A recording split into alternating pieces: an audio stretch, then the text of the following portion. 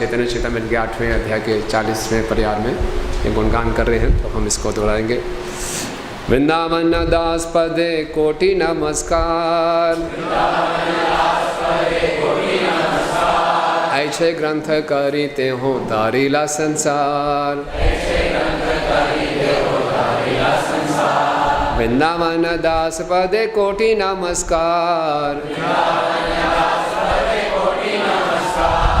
ऐसे ग्रंथ करीते हो तारीला संसार। वृंदावन दास पदे कोटि नमस्कार, ऐसे ग्रंथ करीते हो तारीला संसार। सब इकट्ठे बोल सकते हैं भाई। वृंदावन दास पदे कोटि नमस्कार, ऐसे ग्रंथ करीते हो तारीला संसार। इसका अनुवाद है, मैं वृंदावन दास ठाकुर के चरण कमलों पर कोटि कोटि प्रणाम करता हूँ। उनके अतिरिक्त अन्य कोई व्यक्ति सभी पतितात्माओं के उद्धार के लिए ऐसा अद्भुत ग्रंथ नहीं लिख सकता था। तो किस ग्रंथ की? चैतन्य भागवत उन्होंने लिखा है पतित आत्माओं के उद्धार के लिए। तो उनकी जीवनी के विषय में कुछ चर्चा करेंगे। श्रीवास पंडित की भार्तृजा यानी कि उनकी जो भतीजी नारायणी देवी गौरांग महाप्रभु का अनुग्रह प्राप्त कर बाल्यकाल में ही भगवत प्रेम में उन्मत्त हो गई।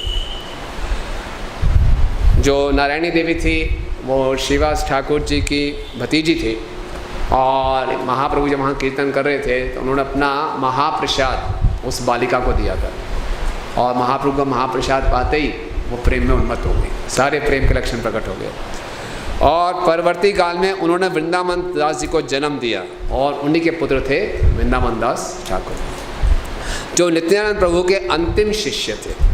अपने गुरुदेव की आज्ञा पर उन्होंने चैतन्य भागवत की रचना की। श्री रूप गोस्वामी, श्री सनातन गोस्वामी, कृष्णदास कविराज तथा वृंदावन दास ठाकुर जैसे वैष्णव लेखों में सामान्यतः एक नियम है कि वे स्वयं को अप्रत्यक्ष रखते हैं। वे अपनी वंश परंपरा अथवा व्यक्तिगत इतिहास का कभी भी उल्लेख नहीं करते। श्री रूप गोस्वामी कृत पद्यावली में संग्रहित सर्वाधिक सुवन्यस्त एवं सरल श्लोकों के रचयिता अज्ञात हैं। 16वीं शताब्दी में विलक्षण अलौकिक गद्य तथा एवं पद्य से मंडित समस्त ग्रंथ गर्वहीन वैष्णवों द्वारा लिपिबद्ध किए गए, जिन्होंने अज्ञात रहना ही पसंद किया। अतिशय विनयशीलता से ये वैष्णव रचनाकार केवल अपने गुरु वर्ग के प्रसंग में ही स्वयं को व्यक्त करते हैं। कृष्णदास कविराज चैतन्य चेतामृत के प्रत्येक अध्याय के अंत में अपने गुरुगण का गुणगान करते हैं। श्री रूप रघुनाथ पद यार आश चैतन्य चेतामृत कहे कृष्णदास।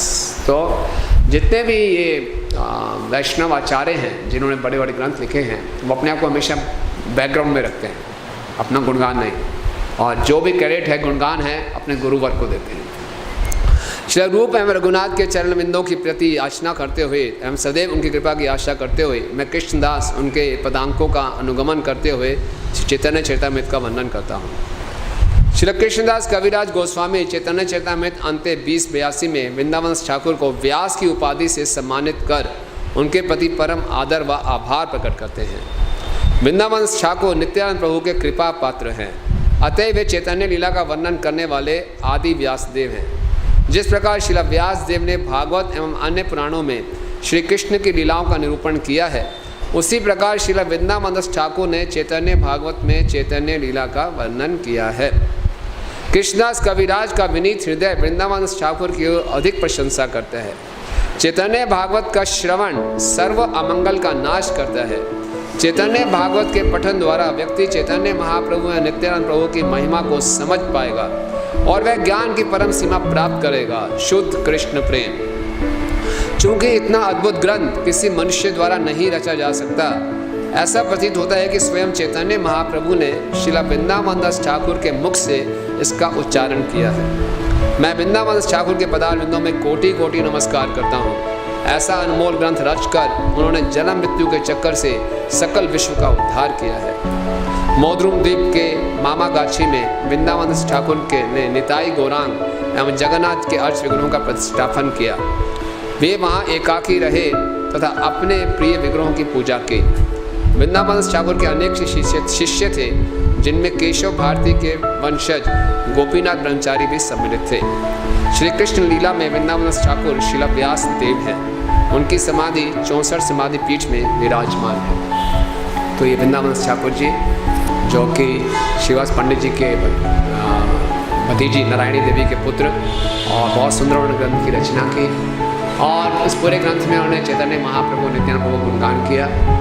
तो आज हम उनसे कृपा चाहते हैं, कृपा की याचना करेंगे कि उनका जो मुख्य ग्रंथ लिखने का प्रयोजन था, नित्यानंद प्रभु ने उनसे कहा कि आप चैतन्य महाप्रभु लीला का वर्णन कीजिए। तो मुख्यतः बाल लीला का बहुत विस्तार में वर्णन किया उन्होंने, और अंत्य लीला का वर्णन हुआ है चैतन्य चरितामृत में।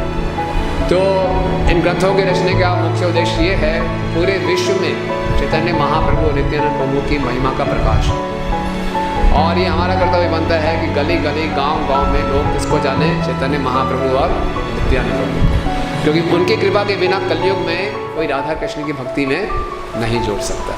तो इसलिए हम सब गौड़िया वैष्णव को चाहिए कि चैतन्य भागवत को भी पढ़ें, महाप्रभु की महिमा को हम समझें कि हम पे कितनी बड़ी कृपा हुई है, और इस कृपा को बांटें, ज़्यादा से ज़्यादा लोगों को नित्यानंद प्रभु और चैतन्य महाप्रभु के चरणों में लेकर आए।